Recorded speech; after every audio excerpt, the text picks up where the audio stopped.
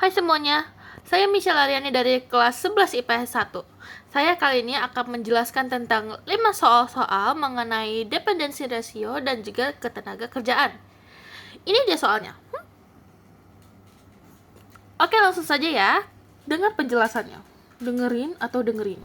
Oke, kita Oke. langsung kerjain aja kata soal yang pertama. Jadi di soal pertama itu terdapat data kependudukan dari negara A dari tahun 2019 sampai tahun 2021.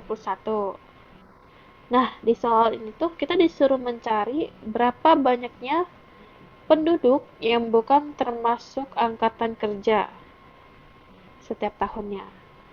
Nah, kita coba kerjain satu soal dulu ya. Ini tahun 2019. Jadi dapat kita ketahui kalau misalnya kita mau mencari jumlah penduduk yang bukan termasuk angkatan kerja itu dengan mengurangi tenaga kerja dengan angkatan kerja. Cuman kan di sini kalau soalnya tidak dimention berapa tenaga kerjanya. Jadi kita harus hitung dulu nih dengan mengkalikan jumlah penduduk dengan usia produktifnya. Nih, di soalnya kan usia produktifnya 90% dan jumlah penduduknya tuh segini 145.987.000 jiwa. Nah, coba kita hitung langsung ya. Dari kita cari tenaga kerjanya dulu.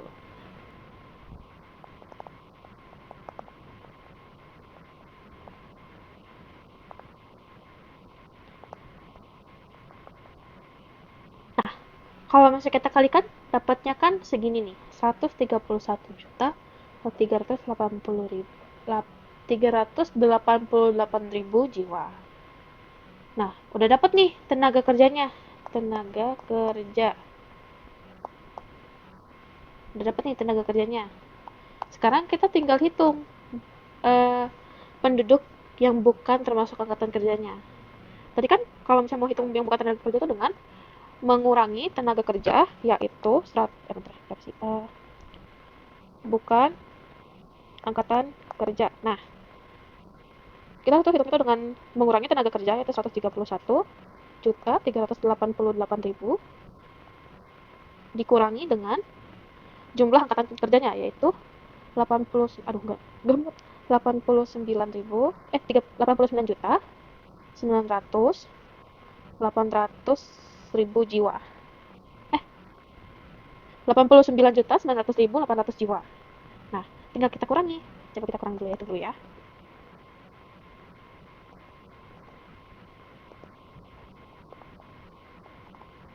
Nah, setelah dikurangi itu hasil dari yang bukan angkatan kerja dari tahun 2019 itu segini.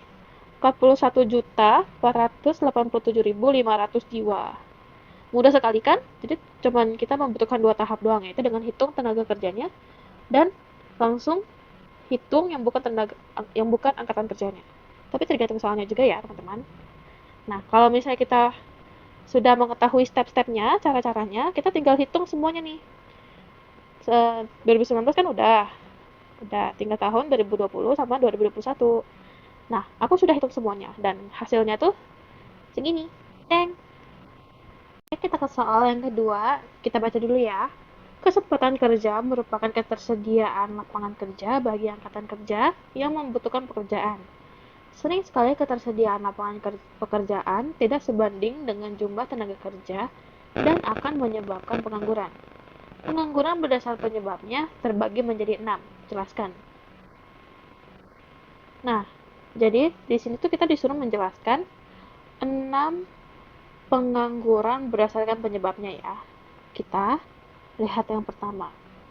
Nah, pengangguran berdasarkan penyebabnya yang pertama itu ada pengangguran musim. Jadi pengangguran musim ini merupakan pengangguran yang terjadi karena pekerjaannya hanya ada pada musim tertentu. Jadi kalau misalnya musim kerjanya selesai, ya pekerjaannya pada nganggur sementara sampai musim berikutnya datang.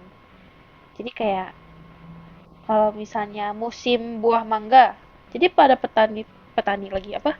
Pemetik buah ini tuh kerjanya pada metikin buah mangga dan jadi dijual-jualin gitu loh. dipanenin semua di musim itu. Tapi kalau misalnya musim mangga nih udah selesai, kan jadi berkurang tuh apa? Berkurang bertumbuhnya buah mangga.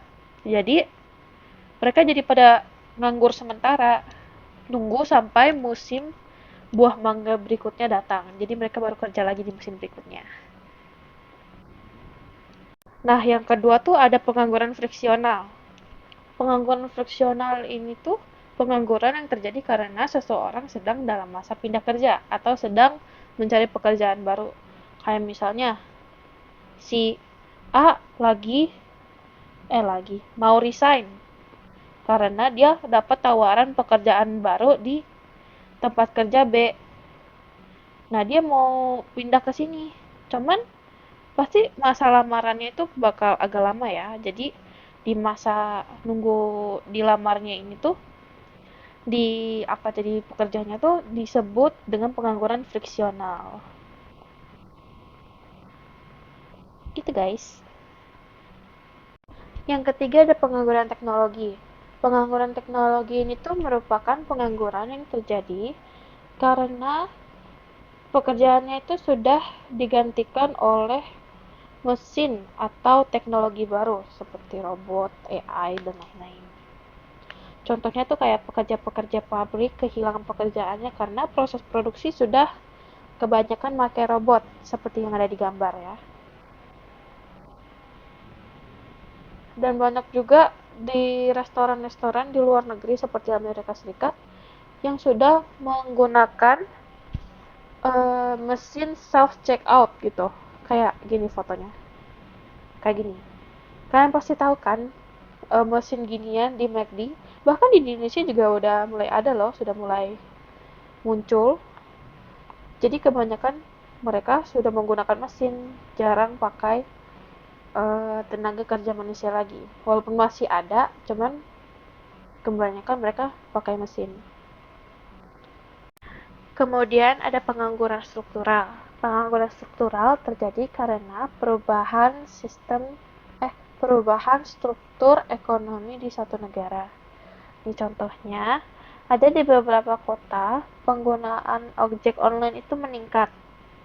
Akibatnya, jumlah penumpang angkot itu turun drastis. Jadi banyak pesupir angkotnya itu tidak mendapatkan pemasukan dari biasanya.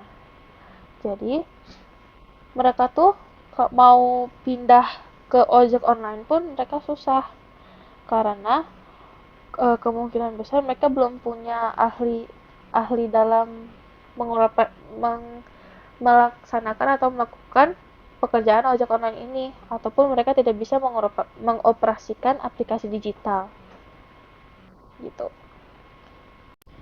Nah, kemudian yang kelima ada pengangguran siklis. Pengangguran siklis merupakan pengangguran yang terjadi karena kondisi ekonomi yang sedang menurun atau krisis atau resesi. Nah, pas ekonominya menurun ini, banyak perusahaan yang mengurangi produksi dan mengurangi para karyawannya. Sehingga banyak yang nganggur karyawan-karyawannya ini.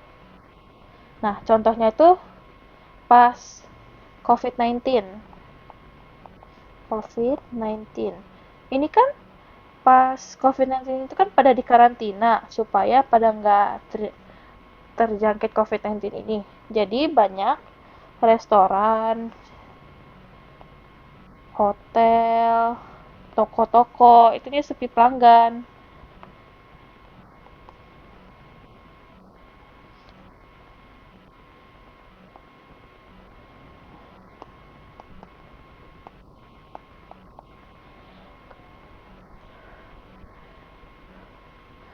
Nah, kan kalau misalnya pas COVID-19 ini nih, mereka kan di karantina nih.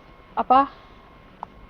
Nah, jadi kan pas COVID-19 ini nih, kan banyak orang yang dikarantina supaya tidak terjangkit COVID-19. Jadi banyak restoran, toko, atau hotel, atau pokoknya perusahaan-perusahaan itu tuh di itu pemasukannya kan jadi menurun. Jadi banyak karyawannya di PHK karena perusahaannya tidak punya pemasukan. Gitu. Itu tuh termasuk ke pengangguran siklis. Jadi terakhir, pengangguran sukarela. Jadi, pengangguran sukarela itu terjadi karena seseorang ini tuh lebih memilih untuk tidak kerja, atau kayak dia dapat tawaran kerja, tapi dia menolaknya karena dia pengen ngelakuin apa dulu, atau dia kurang suka pekerjaannya. Nih, contohnya kayak eh, seseorang berhenti kerja, tapi dia mendapatkan banyak tawaran nih dari kerabat-kerabatnya. Kamu mau nggak kerja di sini? Tapi gajinya cuman misalnya 2 juta. Tapi orang yang ditawarin ini tuh menolak karena menurut dia gaji segitu tuh nggak cukup buat dia sendiri, nggak cukup pokoknya. Jadi dia lebih milih nggak kerja dan cari pekerjaan yang lain. Itu termasuk ke pengangguran sukarela. Oke, kita lanjut kerjakan yang nomor 3. Kita baca dulu soalnya. Suatu negara dengan tingkat pengangguran sebanyak 46,5% memiliki jumlah penduduk total lebih banyak 256.780.000 jiwa dari penduduk yang bukan angkatan kerja. Jika jumlah penganggurannya adalah sebanyak 65.780.000 jiwa, berapakah jumlah angkatan kerja penduduk di negara tersebut? Kalau kita diubah ke diketanya, jadi kayak gini ya. Nah, yang ditanyakan angkatan kerja. Sudah pasti rumusnya tuh seperti ini dong. Jumlah pengangguran dibagi angkatan kerja, kemudian dikali 100. Nah, kita coba hitung langsung ya. Oke, kita pindahin dulu ya ke sini, ke bawah. Nah, kita tuh hitungnya kan menggunakan rumus ini, jumlah pengangguran dibagi angkatan kerja kali 100. Cuman, kali ini tuh kita nggak pakai kali 100 ini, yang di ujung sini. Kita tuh ganti jadi pakai ini. Bukannya nggak dipakai sih, maksudnya diganti menggunakan 46,5% ini. Jadi tulisannya tuh kayak gini. 46,5% diubah jadi pecahan. Jadi berapa? Jadi 465 per 1000. Nah, dikali ini. Kita masukin angkanya.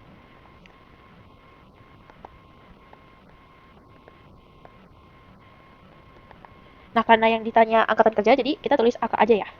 Jadi, kita tuh menggunakan teknik kali silang. Jadi, angkatan kerja dikali 465 sama 65.780.000 dikali 1000. Hasilnya tuh kayak gini.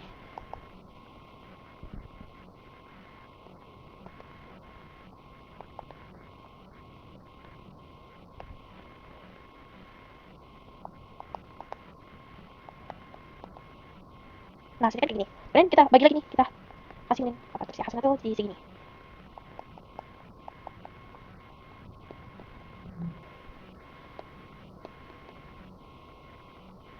Hasilnya segini deh, angkatan kerjanya. Gampang toh? Oke, kita lanjut ke yang nomor 4. Kita baca dulu soalnya ya. Indikator untuk mengukur beban tanggungan di suatu negara disebut dengan rasio ketergantungan. Jika suatu negara memiliki nilai DR atau singkatannya dari dependency ratio sebesar 113,5% dengan penduduk tua dan anak-anak sebanyak 345.749.000 jiwa. Seberapa banyakkah total penduduk di negara tersebut? Nah, kalau kita ubah ke bentuk diketahui ditanya, jadinya tuh seperti ini.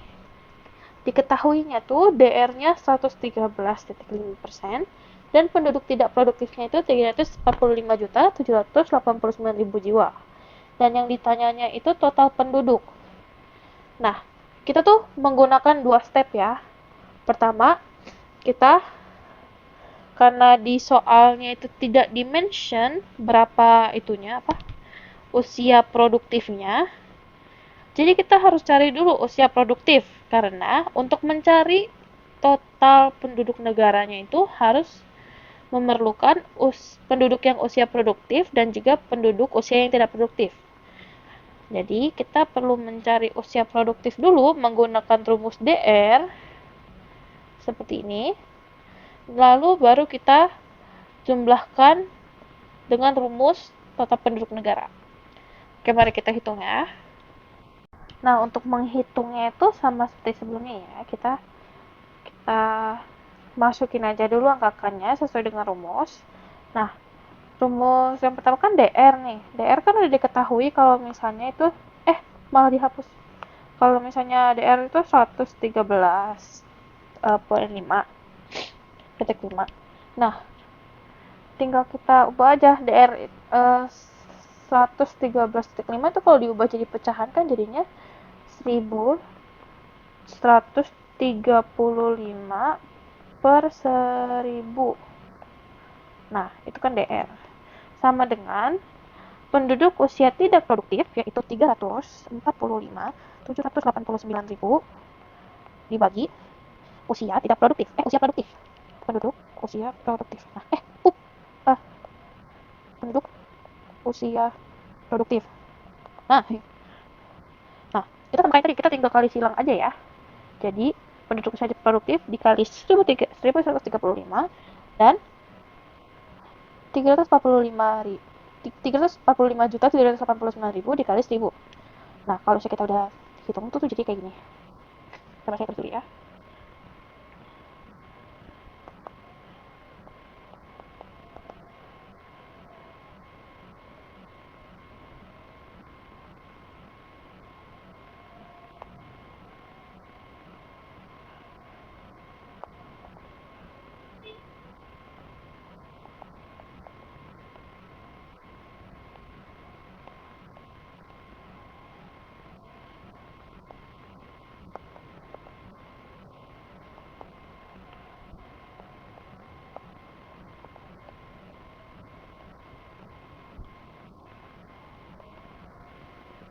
Nah, hasilnya tuh kayak gini.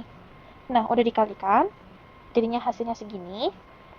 Nah, habis itu dibagi lagi, hasilnya jadi segini. Jadi 304.659.911,9 jiwa. Cuman nanti kalau misalnya mau dihitung, ntar sebenarnya gak ikut ya, kita hapus aja. Nah, jadi segini. Nah, kita lanjut ke hitungan selanjutnya, yaitu tinggal total penduduk negara, yaitu dengan penduduk usia produktif ditambah usia tidak produktif. Nah, yang usia produktif kan kita udah dapat nih. Tinggal kita masukin aja angkanya jadinya. Jadi 300,4,659,911 ditambah 345,789 sama dengan 650,448,911 jiwa. Dadah, selesai. Gitu deh. Gampang kan? Aku nggak bisa di zoom out sih. Oh, terlalu besar. Jadi gitu deh. Jadi kesimpulannya total penduduk di negara tersebut adalah 650.448.911 jiwa. Teng teng. Tada, selesai. Oke, kita lanjut. Yang terakhir nomor 5. Jenis-jenis tenaga kerja berdasarkan kemampuannya terbagi atas 3. Jelaskan dan berikan contoh masing-masing 5 pekerjaan. Oke, yang pertama itu ada tenaga kerja terdidik. Tenaga kerja terdidik merupakan orang-orang yang bekerja pada bidang tertentu melalui pendidikan tinggi formal maupun yang non-formal. Contohnya seperti guru, dokter, arsitek, programmer, akuntan, insinyur, dan lain-lain. Nah, kemudian yang tenaga kerja terlatih. Itu tuh merupakan tenaga kerja yang tidak melewati pendidikan tinggi. Mereka hanya mengikuti pelatihan dalam bidang tertentu. Contohnya seperti MUA, chef, barista, aktor, eh, tukang servis atau teknisi gitu, teknisi AC atau barang elektronik seperti itu. Nah, kemudian yang terakhir, tenaga kerja tidak terdidik dan tidak terlatih. Itu tuh merupakan eh, tenaga kerja yang umumnya tidak memiliki pendidikan tinggi dan pelatihan khusus. Mereka hanya mengandalkan kekuatan fisik atau tenaga. Nah, contohnya itu seperti OB, kuli bangunan, ART, kuli pasar, ya, ya. Oke, udah ngerti kan semuanya? Semuanya ngerti kan? Kalau kalian gak ngerti, kalian tinggal tanya aja ya di kolom komentar. Nanti aku akan jelaskan lagi lebih rinci. Oke, terima kasih semuanya. Dadah, semoga kalian mengerti, please. Kalian mengerti ya, semoga kalian mengerti.